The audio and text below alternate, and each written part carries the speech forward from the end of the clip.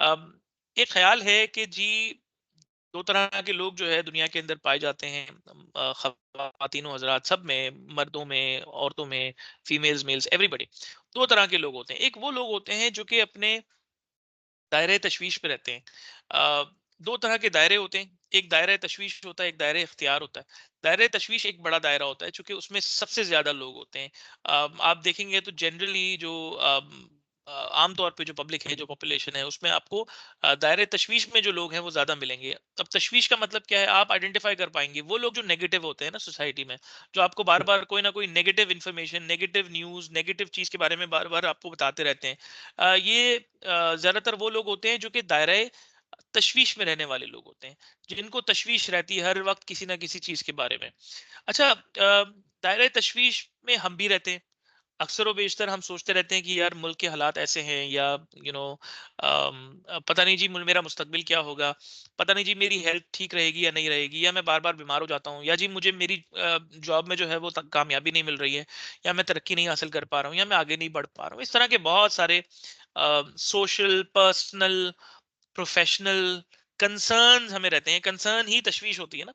तो जब हम कंसर्न में रहते हैं तो टिपिकली जब हमारा ज्यादा वक्त कंसर्न में गुजरता है तो हमारा जो दूसरा दायरा जो कि हमारे अंदर मौजूद है, जो कि दायरा इख्तियार है, वो कहीं ना कहीं गायब हो जाता है। वो कहीं ना कहीं तशवीश की नजर हो जाता है, और फिर हम उस इख्तियार को देख नहीं पा रहे होते हैं। अम, इसीलिए एक मिनट के लिए पॉज करना चाहिए और सोचना चाहिए कि क्या मुझे तशवीश करके उसका कोई पॉजिटिव आउटपुट या आउटकम मिल रहा है या नहीं मिल रहा। अगर तो मुझे मेरी तशवीश का कोई पॉजिटिव आउटकम मिल रहा है, या तो क्या मेरी तशवीश के ऊपर मेरा कोई इख्तियार है। पहली तो बात ये कि जी बहुत सारी ऐसी चीजों के बारे में हम तशवीश करते हैं जिन पे कोई इख्तियार नहीं होता। आप मुल्क के हालात के बारे में तशवीश करते रहेंगे, क्या आप मुल्क के हालात तब्दील कर पाएंगे? प्रोबेबली नहीं। हाँ, मगर आपका अपने हालात के ऊपर बहुत ज्यादा कंट्रोल रहता है। मगर होता क्या है कि हम चूंकि बहुत ज्यादा नेगेटिव न्यूज के अंदर जो है वो इमर्स हो जाते हैं या इन्वॉल्व हो जाते हैं, तो हम कहीं ना कहीं जो है वो अपने इख्तियार को लूज कर रहे होते हैं, या अपने इख्तियार को देख नहीं पा रहे होते। तो इसीलिए डायरेक्शन या क्या कहेंगे, जो जो जो हमारा फोकस है, या हमारी जो डायरेक्शन है, उसको रीडायरेक्ट करने की जरूरत होती है towards area which is uh, which is more towards ourself, which is more towards our own control, कि जी हमारा अपना कंट्रोल, अपना इख्तियार जो है किसी चीज के ऊपर है। तो इसके ऊपर बात जो है थोड़ी सी बात करते हैं। देखिए, दायरा इख्तियार जो है आपके दायरे तशवीश के अंदर ही एक छोटा सा दायरा होगा। वो दायरा जो है ये सवाल करता है कि जी मैं क्या कर सकता हूँ, what is my role, what can I do for myself. अब चाहे वो आपकी सेहत हो, आपकी तालीम हो, आपकी तरक्की हो, आपका घर हो, आपके आपके घर वाले हों, रिश्तेदार हों, आपकी फैमिली हो, आपकी जॉब हो, हर चीज के ऊपर आपका कोई ना कोई इख्तियार होता है, जो कि छोटा ही सही लेकिन इख्तियार जरूर होता है। उस इख्तियार को क्वेश्चन करने की जरूरत है।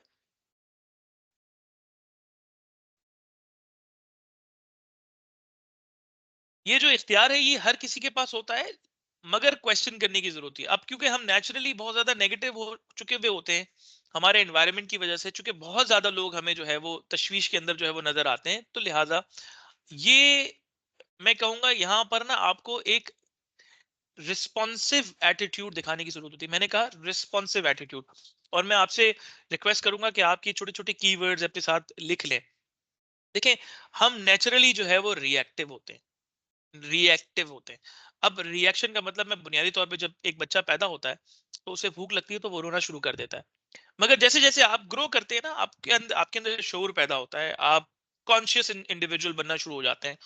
मगर बहुत सारे लोग जो है कॉन्शियसनेस होने के बावजूद अपने सब कॉन्शियस को ज्यादा एम्पावर करके रखते हैं। यानी अपने जो जो बुनियादी जो जिबिलत है, या उनकी जो इंट्यूशंस हैं, या जो उनकी उनकी बेसिक साइकोलॉजी है, उसको ज्यादा एम्पावर करते हैं सुपर साइकोलॉजी के तनाजुर में, या सुपर साइकोलॉजी के कंपैरिजन में। मैं यहाँ क्या समझाने की कोशिश कर रहा हूँ, समझाने की मैं कोशिश ये कर रहा हूँ कि देखिए, ये जो इख्तियार है ना, ये सुपर साइकोलॉजी है। लेकिन ये जो तशवीश है, ये बेसिकली आपकी बेसिक साइकोलॉजी है, जैसे इंसान नॉर्मली हर हालात में सोचता है। देखिए, जब आप आगे बढ़ना चाहते हैं, ग्रो करना चाहते हैं, तो आपको अपनी सुपर साइकोलॉजी को एम्पावर करना होता है, सुपर साइकोलॉजी को मटीरियलाइज करना होता है, अपने कॉन्शियस को, आपका जो शऊर है उसको बेदार करना होता है, आपको इग्नोरेंस में से निकलना होता है, नॉलेज के अंदर आना होता है, आपको नॉलेज एक्वायर करनी होती है, आपको सोचना पड़ता है कि यार मैंने क्या करना है, कौन से अमल करने हैं, कौन से अमल नहीं करने, किन चीजों के साथ, किन लोगों के साथ वक्त गुजारना है, किन के साथ नहीं वक्त गुजारना, कौन सी चीजें, कौन से एक्शंस मेरे लिए मुफीद हैं और कौन से एक्शंस मेरे लिए मुफीद नहीं है। तो इस तरह के सवालात आपको अपने आप से करने होते हैं। ये आपकी सुपर साइकोलॉजी है। और ये हमें बेसिकली ये सिखाती है कि आपने ज्यादा रिस्पॉन्सिव बनना है, रिएक्टिव नहीं बनना। रिएक्शन क्या है? कोई भी एक्सटर्नल हालात तब्दील हुए, एकदम से आपके हालात तब्दील हो गए, एकदम से आपके इमोशंस तब्दील हो गए।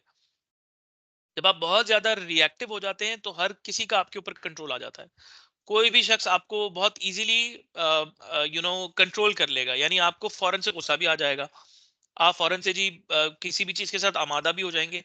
यानी आप लॉजिकली चीजों को रीजन करने की जो इंसान की सलाहियत है, उसको एम्पावर करने के बजाय आप बहुत जल्दी किसी भी चीज से मुतासिर हो जाएंगे। या तो देखिए, इंसान या तो असर रखता है या तो मुतासिर हो जाता है बहुत जल्दी। इसी तरह के दो लोग होते हैं ना, जो लोग दायरे तशवीश में रहते हैं वो बहुत जल्दी मुतासिर होने वाले लोग होते हैं, और जो लोग असर रखते हैं या जो इख्तियार रखते हैं, उनका असर होता है दूसरी चीजों के ऊपर, अपने हालात के ऊपर, अपने जज्बात पे, और आमतौर पे जिंदगी की कामयाबी के ऊपर।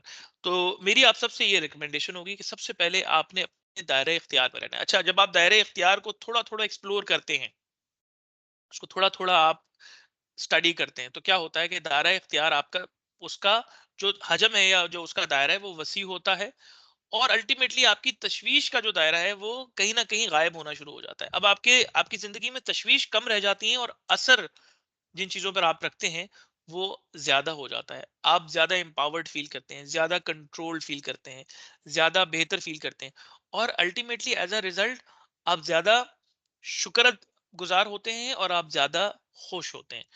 तो लिहाजा अपनी उन चीजों पर फोकस करना है कि जो कि जिन पर आपका इख्तियार है, जिनको आप तब्दील कर सकते हैं, जिन पे आप इख्तियार रखते हैं। अपनी सेहत पे सबका इख्तियार है, अपने पर्सनल डेवलपमेंट पे सबका इख्तियार है। हर कोई कंप्लेन करने के लिए जो है वो पहुंच जाता है कि यार जी मेरी ग्रोथ नहीं हो रही, यार मेरी मेरी जॉब में मैं कामयाब नहीं हो पा रहा, जी मैं आगे नहीं बढ़ पा रहा, मैं 3 साल से एक ही पोजीशन पे स्टक हूँ, जी मैं 5 साल से एक ही पोजीशन पे स्टक हूँ। तो अगर आप क्वेश्चन करें कि जी व्हाट इज अकरिंग दैट, या what is making you stuck at that position, तो आपको कहीं ना कहीं कोई ना कोई जवाब मिलेगा कि यार मुझे I need to grow over this area, या I need to take this set of skills, और maybe I need to work on my education a little bit. तो ये वो इख्तियारात हैं जो आपको, आपके पास मौजूद हैं, जिन पर आप काम करते हैं, आप अपने आप को मैनेज करते हैं, and eventually you start to overcome those challenges. आप तशवीश, हर तशवीश के साथ एक इख्तियार मौजूद है, ये याद रखें। तो आपने इख्तियार के ऊपर काम करना है। ये मेरी आप सबको जो है एक छोटी सी एडवाइस होगी। अच्छा, इसके साथ साथ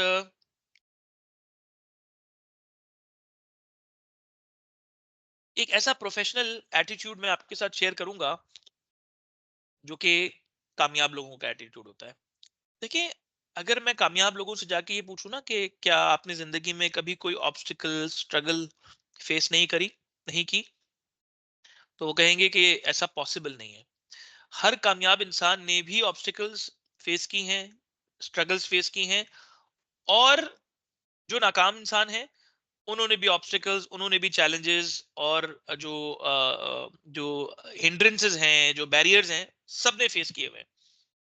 खवातीन के साथ अलग बैरियर्स हैं, मर्दों के साथ और बैरियर्स हैं, सबके पास बैरियर जरूर हैं जिंदगी में, मगर it's how you approach that barrier. I will repeat it, it's how you look at that barrier, it's what is in your perception. मुश्किलात तो सबके साथ होती हैं, मगर आप उसको कैसे देखते हो, ये ज्यादा मैटर करता है कि वो मुश्किल है क्या इवेंचुअली। देखिए, एक बहुत ही फेमस एक ऑथर है, साइमन सिनेक, मैं पहले भी इसका जिक्र कर चुका हूँ। वो अपना एक छोटा सा इंटरेस्टिंग सा एक वाकया शेयर करते हैं और वो बताते हैं कि जी हमारे न्यूयॉर्क के अंदर जो है वो एक चैरिटेबल मैराथन हुआ, रेस हुई, जैसे नॉर्मली लोग जो है वो रेसेस में पार्टिसिपेट करते हैं, तो इसी तरह it was a run that was organised by a charitable organisation. Ultimately उसका ऑब्जेक्टिव था कि जी चैरिटी इकट्ठी करनी थी कुछ अंडर प्रिविलेज्ड लोगों के लिए। मगर होता क्या है कि जब वो रेस एंड होती है तो सब जितने लोग पार्टिसिपेंट्स हैं उस रेस के, जितने रनर्स हैं, उनके लिए एक ट्रीट होती है। उनके लिए जो है वो कभी कोई फ्रूट्स होते हैं, कभी कोई जी कोई डोनट्स होते हैं, इस तरह की कोई चीज होती है। तो उस दिन जो है वो डोनट्स उनके लिए रखे गए। अब गौर से सुनिएगा इस स्टोरी को, इसमें बड़ा एक इंपॉर्टेंट लेसन है हम सबके लिए। हमें पता लग जाएगा कि हम कहाँ पर खड़े हुए हैं।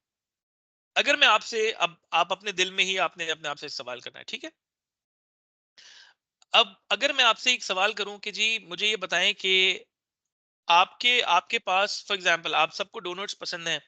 मैं अज्यूम कर रहा हूं कि सबको पसंद होंगे chocolate filled donuts, everybody likes that. और आपको जो है वो फ्री डोनट्स ऑफर किए जा रहे हैं। मगर एक छोटा सा चैलेंज है, जैसे लॉन्ग लाइन, बहुत बड़ी लाइन लगी हुई है। आप में से कितने लोग जो है उस लाइन में लगकर डोनट को लेना चाहेंगे? जरा मुझे हैंड रेस करके बताएं। पहले वो लोग हाथ उठा लेंगे जो कि उस लाइन में लगेंगे और डोनट को लेना चाहेंगे। Please raise your hand.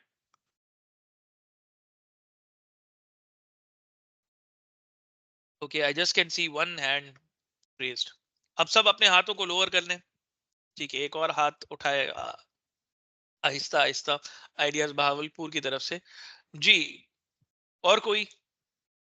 चलें जी, एक और हाथ भी उठ गया। चलें, पांच पांच हैंड्स हो गए। जबरदस्त। Now for the rest of you, I am assuming के आप शायद उस लाइन में नहीं लगना चाहेंगे। आप कहेंगे कि यार व्हाट इज दिस यार। ठीक है भाई, डोनट ही तो है, सही है ना? एक डोनट ही तो है, इसके लिए अब इतनी लाइन में लग के कौन ख्वार होगा? सही है ना? तो साइमन सेनेक कहता है कि जी मेरे साथ मेरा एक फ्रेंड था, और जब हमने मैराथन एंड हुआ तो I was looking forward to have that donut. और मैं अपने फ्रेंड के साथ था, और मेरा फ्रेंड जो है वो मैंने उससे कहा कि आओ चलो डोनट लेते हैं, फ्री का डोनट है। बट मेरे फ्रेंड ने मुझे वो लाइन दिखाई और देखा कि जी वो काफी एक बड़ी लाइन थी जिसमें काफी सारे लोग खड़े हुए थे अपने डोनट लेने के लिए। तो मेरा फ्रेंड कहता है कि यार लाइन बहुत बड़ी है, let's just leave it, let's just forget about it. तो साइमन सेनिक कहता है कि यार फ्री डोनट है, we want to get it. तो वो कहता है नहीं यार लाइन बहुत बड़ी है यार, लाइन में नहीं लगना, बहुत ख्वारी हो जाएगी, बहुत टाइम वेस्ट हो जाएगा।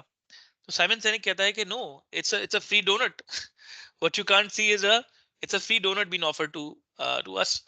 तो वो कहता है कि फिर मैंने अपने दोस्त को इग्नोर किया, and I just I went for that donut. मैं उस लाइन में लगा और बहुत क्विकली मैंने अपना हाथ बढ़ाया, और मैंने उस डब्बे तक अपना हाथ पहुंचाया, और finally I got a donut in my hand which was a chocolate donut. तो कहता है कि उस दिन मुझे रियलाइज हुआ, एक बड़ी इंटरेस्टिंग बात मुझे समझ में आई कि जी दुनिया में ना हमेशा दो तरह के लोग होंगे। एक वो होंगे ना जो जब मकसद सामने होगा ना तो वो मकसद को हासिल करने की बात करेंगे। और उनमें से कुछ ऐसे लोग भी होंगे कि मकसद सामने होगा, मगर वो अपने आप को रीजन देंगे, अपने आप को बहुत सारी एक्सक्यूजेस देंगे कि किस तरह वो अपने मकसद तक नहीं पहुंच सकते।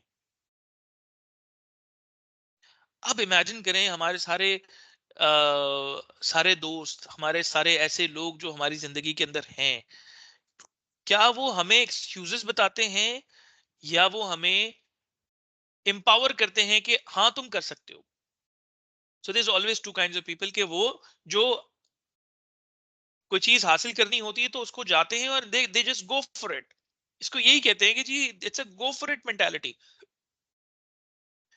And then there are people that think about things that prevents us from having that objective or having that particular target or a goal, जो आपको प्रिवेंट करता है। सही है ना? आप ऑब्स्टिकल्स को, बैरियर्स को नहीं खत्म कर सकते। जैसे मैंने ऑलरेडी बताया है कि बैरियर्स जिंदगी का पार्ट है। You will always come across different kinds of barriers.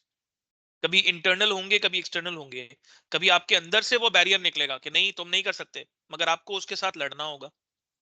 कभी एक्सटर्नल बैरियर होंगे, कभी फिजिकल बैरियर होंगे, और कभी इमोशनल बैरियर्स होंगे, कभी लोग होंगे, कभी साइकोलॉजिकल बैरियर्स होंगे। आपने डिसाइड करना है कि आपने कौन-सी वाली मेंटालिटी को लेके आगे बढ़ना है।